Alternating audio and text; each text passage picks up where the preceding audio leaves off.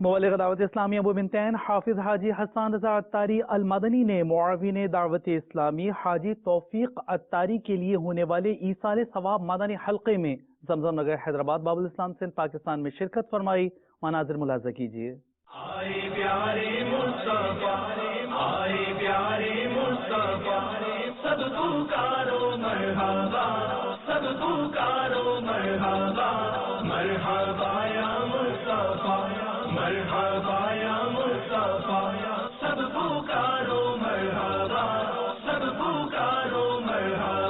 ہمارے ناز اٹھانے والے جو ہم سے کتنی محبت کرتے ہیں، ہماری چھوٹی چھوٹی سی باتوں کا خیال رکھتے ہیں، ہماری خواہشوں کا خیال رکھتے ہیں، ہمیں جو باتیں ناپسند ہوتی ہیں ان کا لحاظ رکھتے ہیں.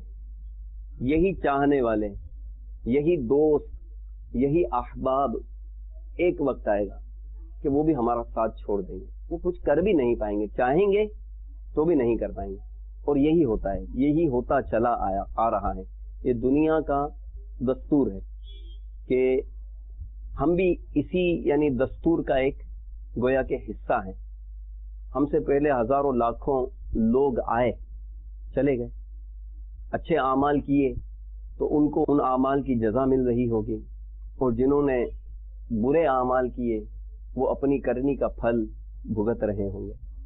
تو اے میرے میٹھے میٹھے اسلامی بھائیوں، امام غزالی رحمۃ اللہ تعالی علیہ فرماتے ہیں کہ مردہ اسی طرح عقل مند، سمجھدار اور تکالیف و لذت کو جاننے والا ہوتا ہے، مگر کچھ کر نہیں سکتا.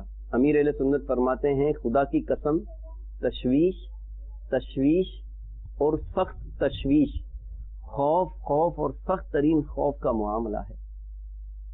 جانور کی تو مرتے ہی قوت محسوسہ ختم ہو جاتی ہے. جو محسوس کرنے کی جو صلاحیت ہے، محسوس کرنے کی جو حس ہے، یہ جانوروں کی ختم ہو جاتی ہے.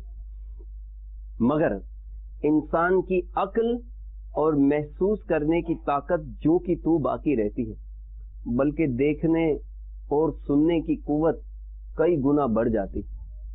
ہائے ہائے، اگر ہماری بدعمالیوں کے سبب اللہ تبارک و تعالی ہم سے ناراض ہو گیا تو ہمارا کیا بنے گا؟